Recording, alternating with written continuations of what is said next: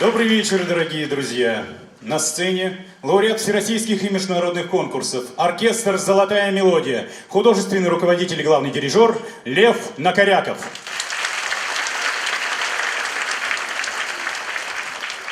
Ни одна рождественская сказка не обходится без Санта-Клауса.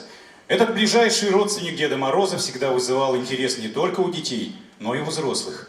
И, наконец, сегодня мы узнаем о нем всю правду из первых рук.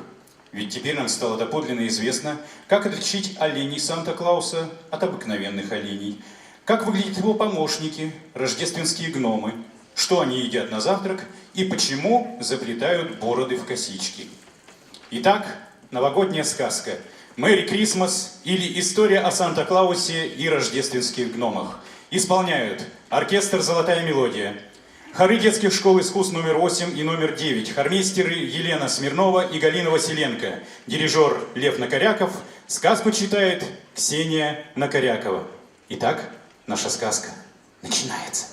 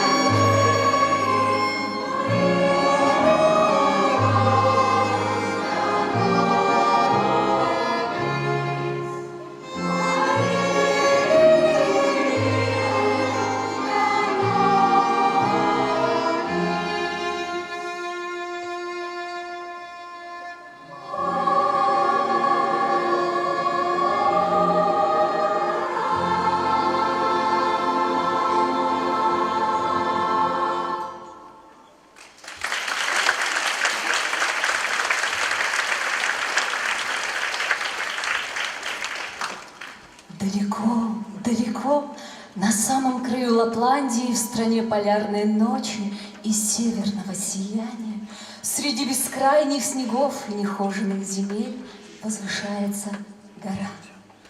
А у ее подножия прячется крошечная деревенька. Есть в ней и жилые дома, и маленькие мастерские, и загоны для оленей, и даже самый настоящий аэродром. Ну, конечно, кто бы мог забраться так далеко, да еще и построить деревню с аэродромом? Разве что сам Санта-Клаус. Но в том-то и дело, что в деревне живет именно Санта-Клаус.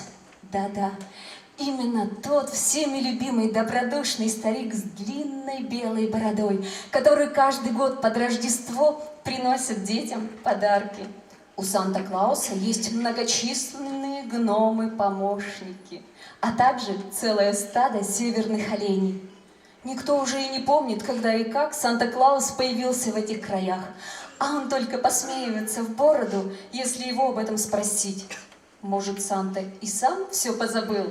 Рождественские гномы – народ очень искусный. Они могут сделать все, чего не попросишь. Среди них есть столяры, плотники, швеи, маляры, музыканты и, даже бантика-завязчики.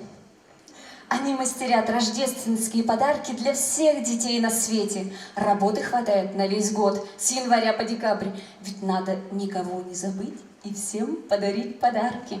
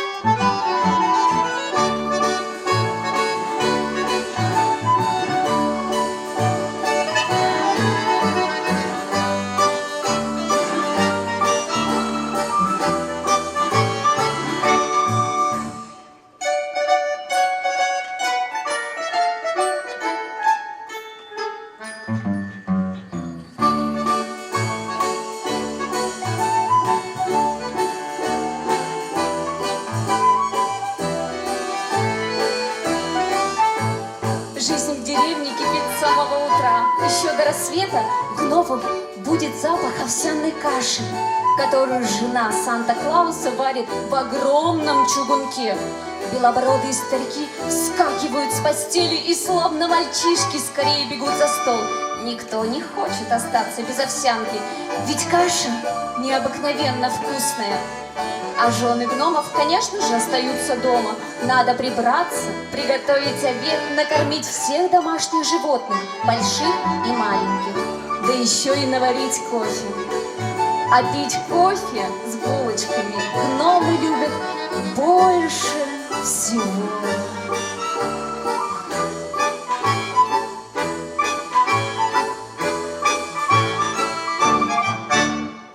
Вообще-то гномы народ аккуратный, но на работе чего только не случается. Кто в торопях приколотит к скамейке край курточки, а кто ненароком опрокинет в кармане баночку с клеем. Но, несмотря на маленькие неприятности, все в деревне живут очень дружно. Поэтому даже дикие животные с удовольствием остаются здесь на зиму.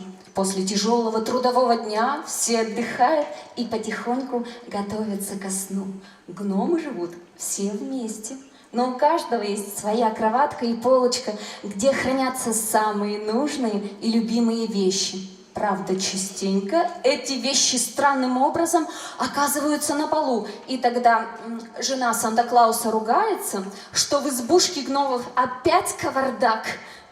Но он им совсем не мешает. Гномы даже говорят, что так гораздо уютнее. Дети-гномы, так же, как и все обычные дети, ходят в школу. Там они учатся читать, писать, считать и, конечно же, петь. Самый любимый предмет в школе гномов, как вы думаете? Зоология. И еще бы, ведь животных в деревне видимо-невидимо, и все они ручные. Любая девчонка может запросто заглянуть в пасть свирепому волку и посчитать, сколько у него зубов. Рождественские гномы должны очень хорошо знать, где находятся разные страны, и ни в коем случае не путать Ирландию с Исландией, а Австрию с Австралией. Больше всего в расписании уроков труда.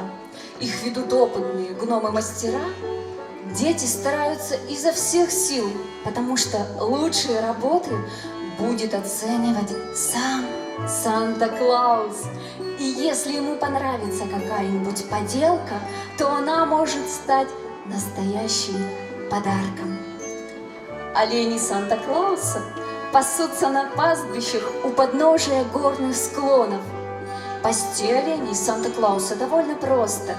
Их не спутаешь с другими, потому что у каждого в ухе есть маленький серебряный бубенчик. И если какой-нибудь олень вдруг случайно заблудится, то по звону бубенчика его тут же найдут.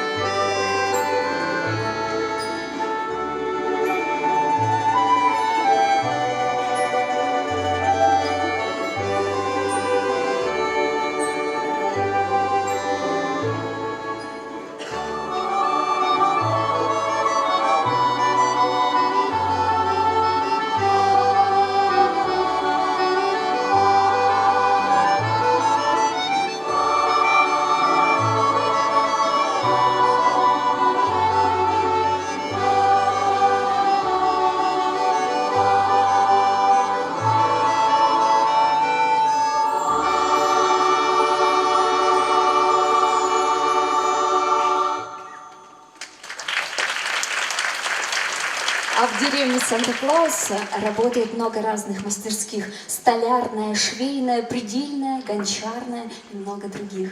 В столярной мастерской стоит неимоверный шум. Звенят пилы, стучат молотки, жужжат дрели. Повсюду летают опилки и стружки. Здесь гномы делают подарки из дерева. Чего только они не придумают. От крошечных мобильных телефонов до огромных кукольных домов. И все же в мастерской надо быть очень осторожным. Стенки-то здесь совсем не игрушечные. Книги, открытки, блокноты и календари печатают на большой печатной машине в типографии. Каждый в деревне занимается своим делом, а поэтому и работа спорится. Из мастерских готовые подарки везут на склад. Чего там только нет. Автомобили, коляски для кукол, медведи, тигры. Чем ближе Рождество, тем больше подарков скапливается на полках. Гном-кладовщик ведет строгий учет куклам, уточкам и машинкам. Подарков должно хватить на всех. Вообще-то гномы не только работают, но и отдыхают. Отпуск у них обычно летом. Тогда уж свободного времени хоть отбавляй. Солнце перестает опускаться за горизонт, и можно веселиться день и ночь. Гномы ходят и в горные походы, играют в крокет, а некоторые даже занимаются фигурным плаванием. Но особенно гномы любят театр. Неудивительно, ведь театральным кружком руководит гном, который когда-то работал домовым в Национальном театре. Есть в деревне и свой духовой оркестр, который готов репетировать с утра до вечера. Как только начинается репетиция оркестра, Санта-Клаус обычно идет на рыбалку. Он говорит, что ему очень нравится ловить рыбу. Только вот удочку все время оставляет дома. Правда, странно.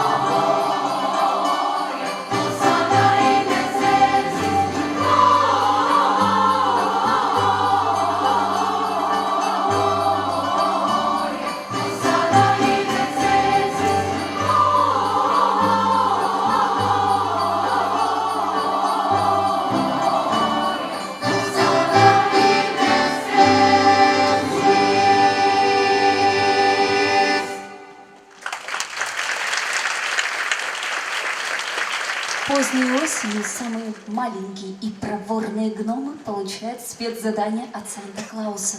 Они должны незаметно подобраться поближе к людям и выяснить, хорошо ли ведут себя дети, чистят ли зубы утром и вечером, делают ли уроки, вовремя ли ложатся спать, помогают ли родителям. Гномы так ловко маскируются, что заметить их практически невозможно. Обо всем увиденном гномы-разведчики докладывают Санта-Клаусу, и тот очень радуется, когда гномы приносят ему хорошие новости. Весь год Санта-Клаус получает от детей письма. Их доставляют на специальном почтовом самолете. По-другому до деревни даже и не добраться. Санта-Клаус и его помощники внимательно читают все письма и записывают желания в большую книгу подарков.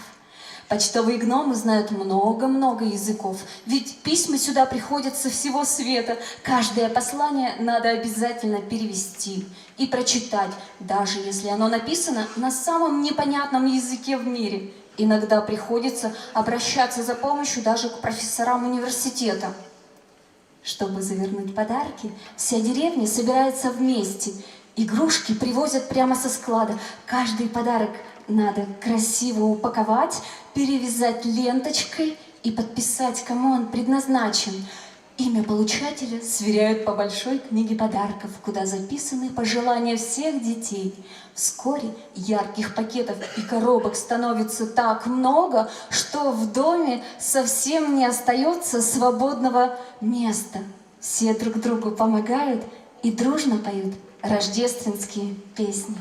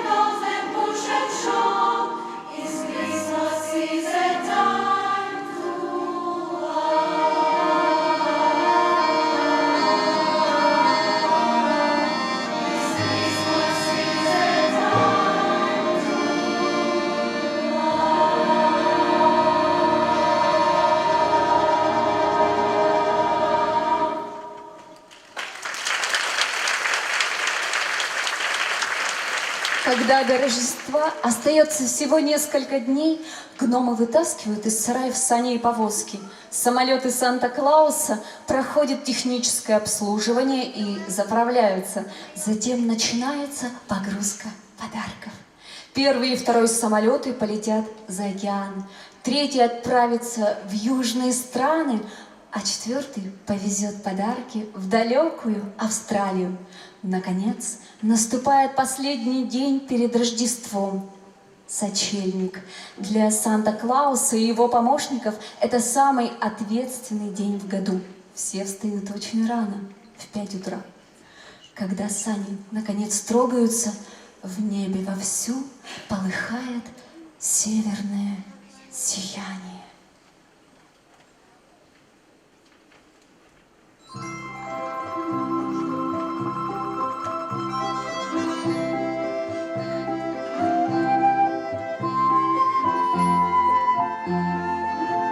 Сочельник – это всегда праздничное волнение в ожидании чуда.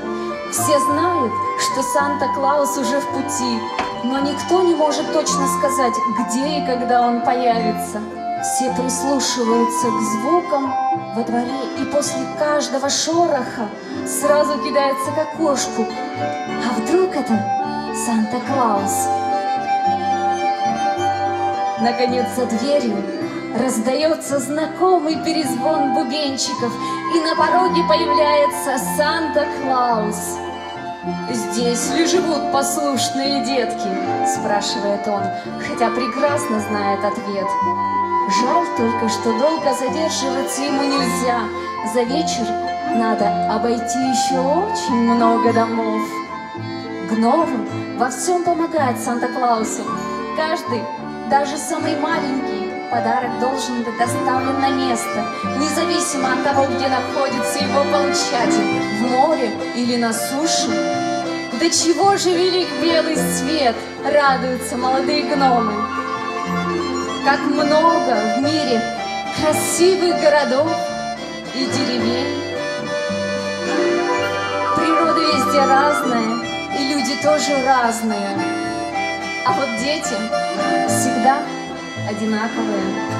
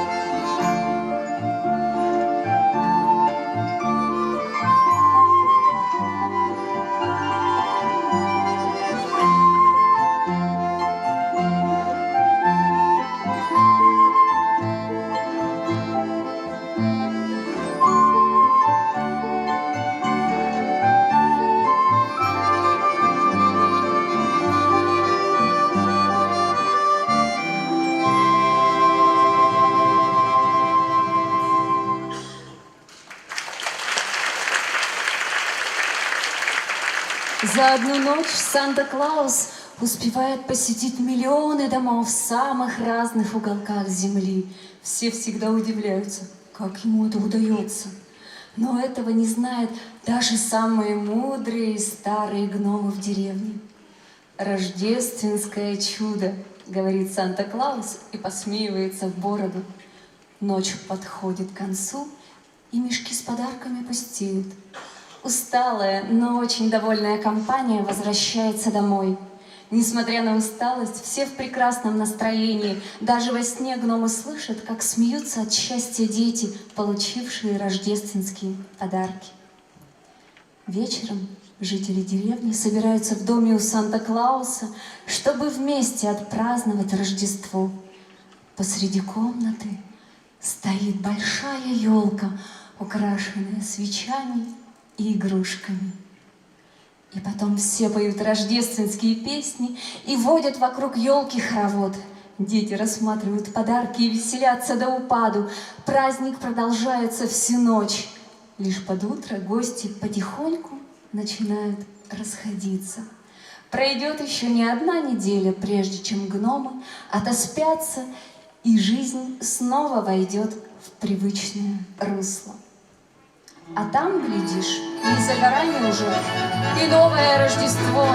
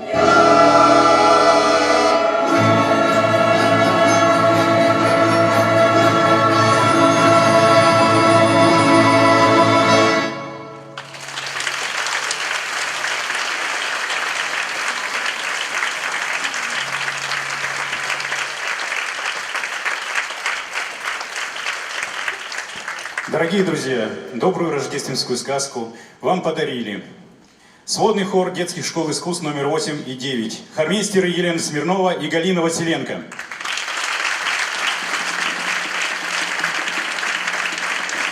Партия скрипки Маша Тройникова, детская школа искусств номер 9, класс преподавателя Барбориной Ольги Витальевны. Лауреат всероссийских международных конкурсов оркестр «Золотая мелодия», художественный руководитель и главный дирижер Лев Накоряков.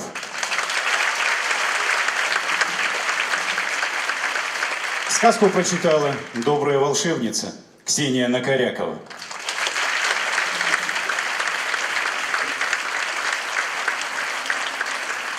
А теперь детям пора отдыхать. Ну и мы отдохнем. Антракт.